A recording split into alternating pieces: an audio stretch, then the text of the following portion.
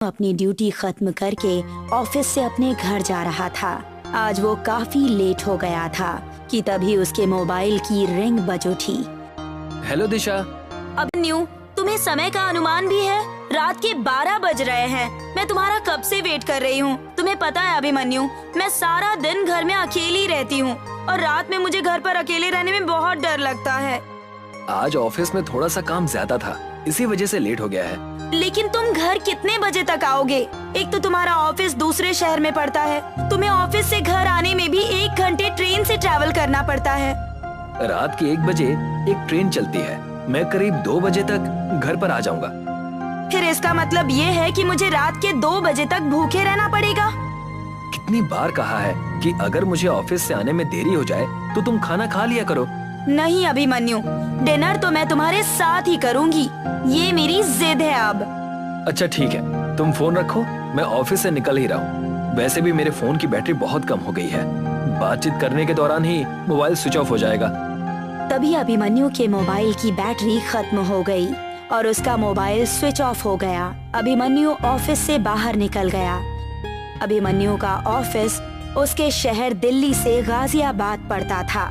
उसे रोजाना आने जाने के लिए ट्रेन से ही ट्रैवल करना पड़ता था। अभिमन्यु दौड़ता हुआ रेलवे स्टेशन पर पहुंचा। स्टेशन पूरा खाली था, सिवाय इक्का दुक्का लोगों के।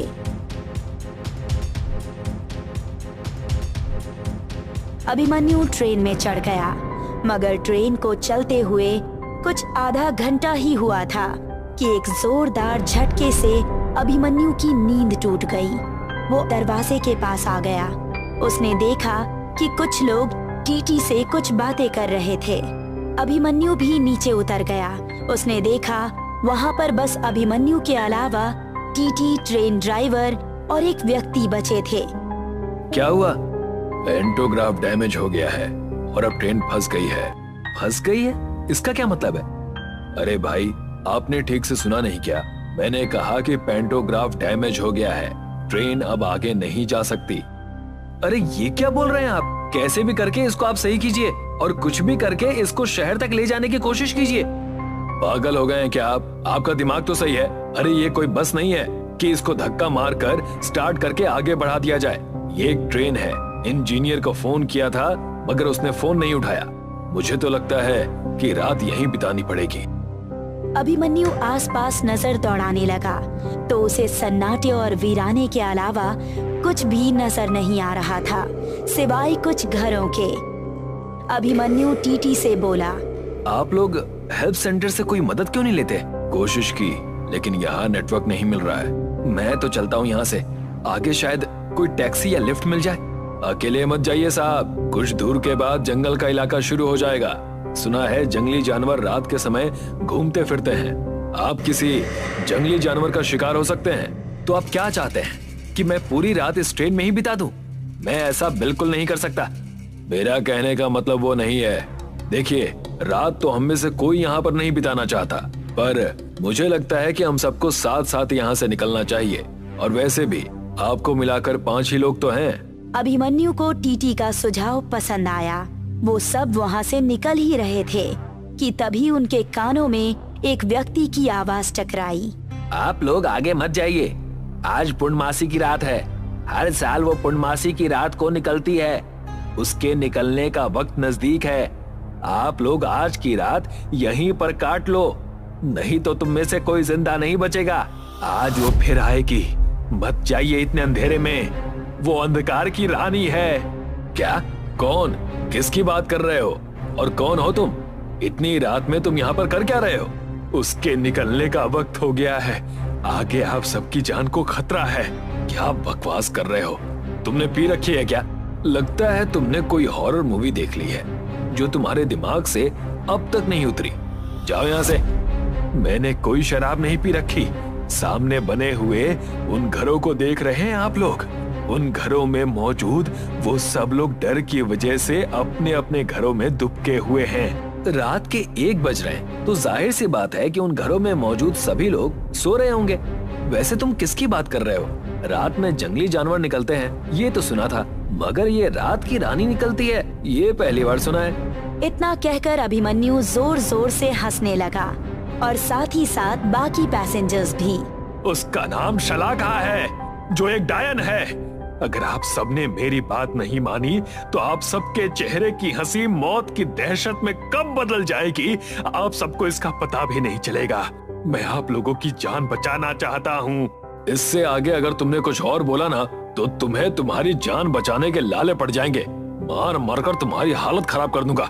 इतना कहकर टीटी पैसेंजर्स की ओर देखकर बोला, अरे कुछ नहीं, ये यहीं का रहने वाला कोई व्यक्ति होगा जो शराब पीकर स्टेशन पर सो गया होगा और इसने नशे की हालत में कोई भयानक सपना देखा होगा और होश आने पर इसके मन में जो आ रहा है वो बके जा रहा है। मुझे तो लगता है कि ये अब भी होश में नहीं है। आप सही कहते हैं, चलो चलते हैं यहाँ से। अगर इसकी बकवास और सुनेंगे तो हो सकता है कि सुबह यहीं हो जाए। वो व्यक्ति चिल्लाता रहा मगर किसी ने उसकी बात नहीं सुनी। वो सब वहाँ से निकल गए। अभिमन्यु और वो लड़की साथ साथ चल रहे थे। उस लड़की ने अभिमन्यु से पूछा, आप दिल्ली के रहने वाले हैं, है ना? हाँ। आपको पता है आप जहाँ रहते हैं मैं भी वहीं पर रहती हूँ। रियली? कहाँ पर? आप दिल्ली की प्रीतम नगर में बनी हुई फ्रेंड्स कॉलोनी में रहते हैं।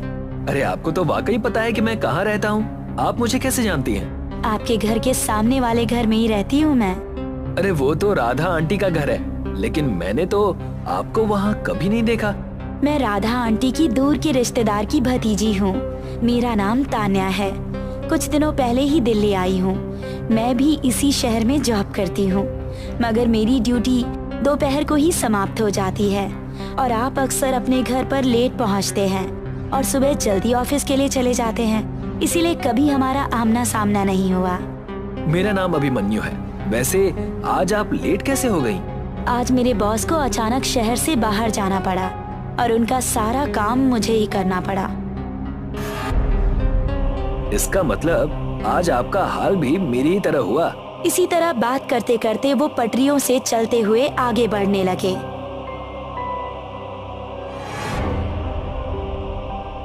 क्या हुआ? तान्या थोड़ा घबरा कर बोली, शायद आगे कोई खड़ा है। तान्या की बात सुनकर सब लोग वहीं पर रुक गए। आगे हॉल्ट लाइन थी। दोनों तरफ रेड लाइट हल्की हल्की रोशनी दे रही थी और उस रोशनी के बीच कोई खड़ा था। रोशनी कम थी तो उतना साफ दिखाई नहीं दे रहा था। जरा टॉर्च मार कर देखो कौन खड़ा है। यही शायद उसकी सबसे बड़ी गलती थी। उस औरत ने अपना चेहरा ऊपर की ओर उठाया। उसकी आंखें बिल्कुल सफेद थी। उसका मुंह उसकी छाती तक खुला हुआ था और उसके मुंह से खून निकल रहा था। अचानक से वो तेज रफ्तार से उन सब की ओर दौड़ने लगी। कौन है ये? भागो सब यहाँ से! मगर वो अंधेरे में दौड़ते हुए सबका पीछा कर रही थी। उस भयानक बला ने तुरंत छलांग लगाकर ड्राइवर को गिरा दिया और ड्राइवर का गला पकड़ लिया और फिर उसने ड्राइवर को मार दिया और उसके बाद वो ड्राइवर की लाश को खाने में व्यस्त हो गई। अब सिर्फ 4 लोग ही बचे थे। अभिमन्यु और सारे लोग पूरी ताकत लगाकर वहाँ से भागने लगे। काफी देर भागने के बाद उन्हें एक पुराना सा पाइप दिखा। वो सब लोग उस पाइप के अंदर जाकर बैठ गए। वो सब काफी देर तक उसमें छुपे रहे। आखिर वो भयानक औरत थी कौन? वो गांव वाला सही बोल रहा था। लगता है हम में से अब कोई नहीं बचेगा। तुम शायद सही कह रही हो।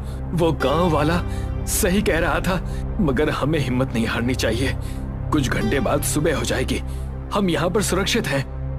अचानक एक जोरदार आवाज से सब चौंक गए। टीटी और उस व्यक्ति ने एक गलती कर दी, उस पाइप से बाहर झांकने की। तुम दोनों ने देखा नहीं कि उस भयानक औरत ने किस तरह से ड्राइवर को चीर फाड़ कर रख दिया? मेरी बात सुनो, सीवर से बाहर झांकने की या निकलने की कोशिश भी मत करना। अचानक टीटी को उस डायन ने खींच लिया और पाइप के किनारे का भाग खून से सन गया। वही हाल उसने उस दूसरे व्यक्ति का भी किया। वो डायन फुर्ती से किसी जंगली जानवर की तरह अभिमन्यु और तान्या की ओर आने लगी। वो दोनों पीछे भागने लगे। भागते भागते वो दोनों पाइप के किनारे पर पहुंच गए। ऊपर की ओर एक सीढ़ी थी वो दोनों डर से कांपते हुए सीढ़ी पर चढ़ने लगे। वो दोनों ऊपर पहुंचे ही थे कि तभी कुछ लोगों की चिल्लाने की आवाज आई। नीचे कुछ गांव वाले खड़े थे, मगर वो डायन बड़ी तेजी से ऊपर चढ़ने लगी। अचानक सारे गांव वालों ने अपनी अपनी टॉर्च जला दी। जैसे ही टॉर्च की रोशनी उस डायन पर पड़ी, वो तुरंत वहां से गायब हो गई। उसके गायब होते ही अभिमन्यु और तान्या नीचे उतर आए। अभिमन्यु गांव के एक व्यक्ति से बोला, आखिर कौन है ये? इसने मेरी आंखों के सामने 3 लोगों को कितनी बेरहमी से मार दिया और उनके शरीर का सारा खून पी गई। ये शलाखा डायन है जो वर्षों से हमारे गांव में और आसपास के इलाकों में अपना कहर ढाई हुई है। पूर्णमासी की हर रात को अपने शिकार के लिए निकलती है। अंधेरा इसे शक्ति प्रदान करता है। अंधेरा ही इसकी सबसे बड़ी ताकत है। कोई भी साधु तांत्रिक अंधेरे में इसका मुकाबला नहीं कर पाया। तुम दोनों यहाँ से अभी और इसी वक्त निकल जाओ, नहीं तो तुम दोनों में से कोई भी जिंदा नहीं बचेगा। बाबा, ये आई कहाँ से है? कहते हैं कि बरसों पहले शलाखा नाम की एक तांत्रिक यहीं आसपास रहा करती थी, जो अंधेरे की पुजारिन थी। निर्दोष और मासूम लोगों की बलि देकर राक्षसों को चढ़ाती थी। गांव वालों ने एक दिन उसे जिंदा जला दिया, मगर उसके शिष्यों ने काली शक्ति का सहारा लेकर उसे इस दुनिया में वापस लाने की दोबारा कोशिश की। शलाखा इस दुनिया में वापस तो आई, मगर एक डायन का रूप लेकर, और वापस आकर सबसे पहले उसने अपने शिष्यों का ही खून पीकर उन्हें मार दिया। उस व्यक्ति ने ये कहा ही था कि अचानक सभी गांव वालों की टॉर्च ने काम करना बंद कर दिया। ये देखकर गांव वाले घबरा गए। अभिमन्यु भी तान्या को लेकर वहां से भागने लगा। भागते हुए उन दोनों के कानों में लोगों की चीखों की आवाज टकराने लगी। वो दोनों दौड़ते हुए सुनसान रास्तों से अब अपने शहर की सीमा तक पहुंच गए। सुनसान रास्तों से चलते हुए स्ट्रीट लाइट के बीच में से वहां सन्नाटा पसरा हुआ था। सिर्फ 2 कुत्तों के रोने की आवाज आ रही थी। अचानक तान्या ने पीछे मुड़कर देखा तो उसे अंधेरे में एक परछाई खड़ी हुई दिखाई दी। पीछे देखो अभिमन्यु! अभिमन्यु ने जैसे ही पीछे मुड़कर देखा तो सामने वही डायन खड़ी थी। वो तान्या को देखकर अजीब तरह से हंसने लगी। अभिमन्यु इससे पहले तान्या को भागने के लिए कहता कि अचानक उस डायन ने बिजली की रफ्तार से तान्या को पकड़ लिया और देखते ही देखते उसने तान्या का सिर उसके धड़ से अलग कर दिया। उस डायन ने बड़ी फुर्ती से अपने कदम अभिमन्यु की ओर बढ़ा दिए। वो जैसे ही अभिमन्यु के नजदीक पहुंची कि अचानक वो बड़ी ही फुर्ती से पीछे की ओर हट गई, जैसे कि उसे किसी ने पूरी ताकत से पीछे की ओर धकेल दिया हो। ये देखकर अभिमन्यु हैरत में पड़ गया। उसके पीछे हटने की वजह से डायन के चेहरे का क्रोध और बढ़ गया। वो अभिमन्यु की ओर घूरते हुए भारी आवाज में बोली, सुबह का वक्त हो गया है और मेरे जाने का भी वक्त हो गया है। तू खुशनसीब है, वरना शलाखा अपने आखिरी शिकार को कभी नहीं छोड़ती। और अचानक वो वहां से गायब हो गई। अभिमन्यु पूरी ताकत से वहां से भागने लगा। घर पर जाकर वो बेहोश हो गया। क्या हुआ अभिमन्यु? मैं तुम्हारा रात भर बेचैनी से इंतजार कर रही थी। कहाँ थे तुम पूरी रात बताओ? और तुम्हारा मोबाइल भी स्विच ऑफ आ रहा था। अभिमन्यु कांपते कांपते सारी घटना अपनी पत्नी दिशा को बताने लगा। अभिमन्यु उसी दिन दिल्ली शहर को छोड़कर मुंबई शिफ्ट हो गया और फिर वो दोबारा दिल्ली कभी नहीं गया।